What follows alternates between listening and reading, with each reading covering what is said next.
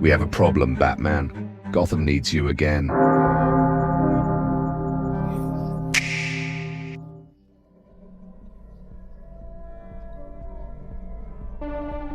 Sabretooth is violence wearing human skin, a predator who has turned killing into an art form and pain into a philosophy. Victor Creed operates from the simple belief that might makes right, and that the strong have not just the ability, but the obligation to dominate the weak. His healing factor makes him nearly immortal. His enhanced senses turn him into a living tracking system, and his claws can shred steel like paper.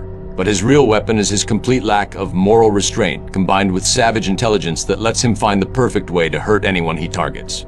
The contingency protocol must account for someone who doesn't kill from passion or madness, but from cold calculation, who views torture as problem-solving and terror as communication. Creed represents the worst-case scenario of what happens when predatory instincts are given superhuman capabilities and unlimited time to perfect their craft. Physical capabilities make direct confrontation extremely dangerous without overwhelming tactical advantages. His healing factor can repair damage from gunshots, stab wounds, and blunt force trauma within minutes, making conventional weapons largely ineffective for permanent damage. Enhanced strength allows him to lift several tons and punch through concrete walls, while his speed and agility exceed peak human levels significantly. His claws are natural weapons that can cut through most materials, including body armor and light metals. Most critically, his senses operate at superhuman levels. He can track by scent across miles, hear conversations through walls, and detect lies through changes in heartbeat and body chemistry. The strategy requires understanding that matching his physical capabilities directly is impossible for normal humans, requiring instead tactics that exploit environmental factors, superior equipment, and careful positioning to avoid his advantages while maximizing distance and preparation time. Healing factor limitations provide the only realistic approach to permanent neutralization, since conventional damage heals too quickly to be tactically useful. His regeneration requires energy and resources, meaning sufficient damage applied faster than he can recover will eventually overwhelm his system. Extreme temperatures, electrical damage, and toxic substances can slow his healing while causing ongoing harm that accumulates over time. The healing process also requires his body to prioritize damage repair, meaning multiple simultaneous injuries force his system to divide resources and potentially fail to address critical damage quickly enough. Most importantly, his brain remains vulnerable during the healing process. Severe head trauma that damages his cognitive centers faster than they can repair may create windows of opportunity for containment or further intervention. The tactical approach involves sustained damage rather than single devastating attacks, using methods that create ongoing harm his healing factor must constantly address.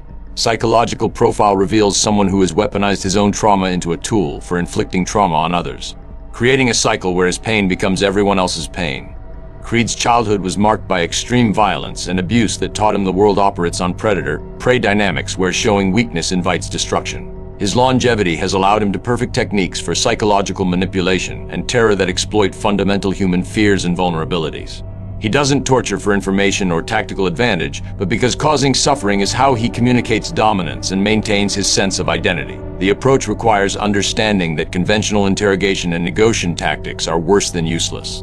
They provide him with intelligence about his interrogators while giving him opportunities to practice his psychological warfare skills. Any interaction with Creed must assume he is gathering information about weaknesses and planning how to exploit them later. Tracking abilities turn him into a living surveillance system that can follow targets across vast distances and through complex urban environments using scent trails, footprint analysis, and behavioral pattern recognition. His enhanced senses can detect specific individuals among crowds, identify emotional states through pheromone changes, and locate hidden objects or people through minute environmental disturbances. Time passage doesn't significantly diminish his tracking effectiveness.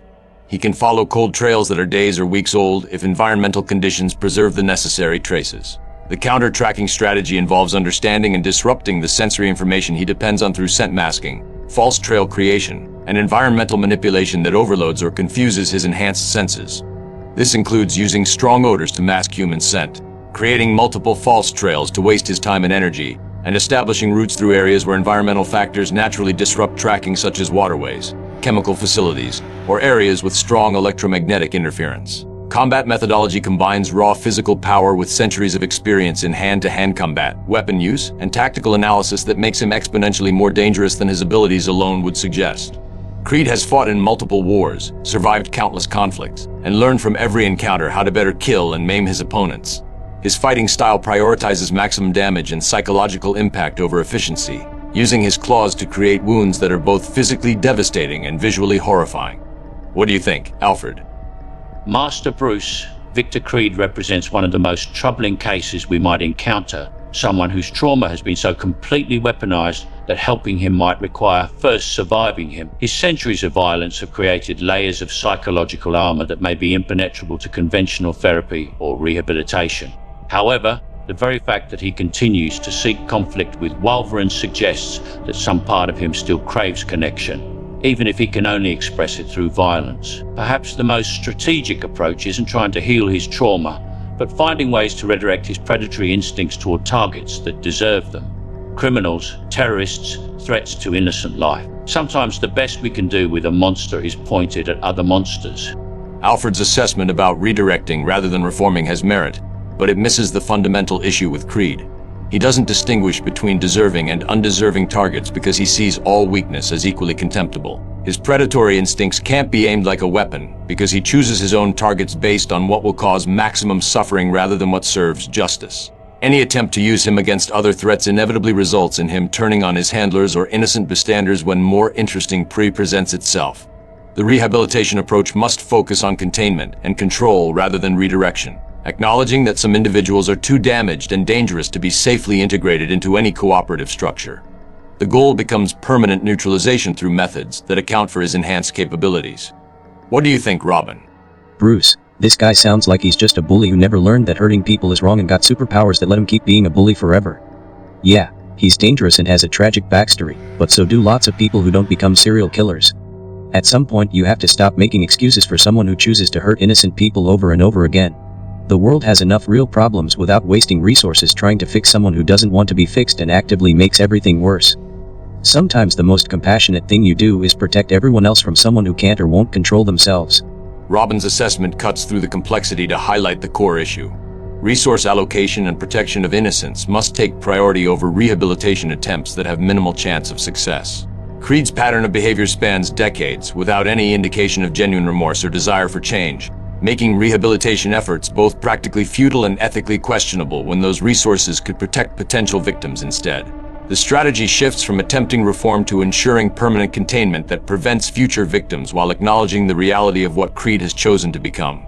This includes developing facilities specifically designed to hold individuals with his capabilities, legal frameworks that can address the unique challenges of dealing with effectively immortal criminals, and protocols for managing the long-term containment of someone whose healing factor makes traditional imprisonment concepts inadequate. Intelligence gathering on Creed requires understanding his operational patterns and psychological triggers without providing him opportunities to gather counterintelligence on the investigative team.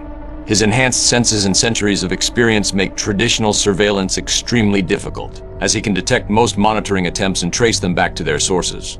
The strategy involves using remote monitoring systems that operate outside his sensory range, analyzing his past behavior patterns to predict future actions, and gathering intelligence from his previous victims and associates who survived encounters with him. This includes developing psychological profiles based on crime scene analysis rather than direct observation, tracking his movements through environmental evidence rather than real-time surveillance, and building databases of his known techniques and preferences that can inform defensive strategies. The goal is understanding his methods well enough to predict and counter them without alerting him to the investigation.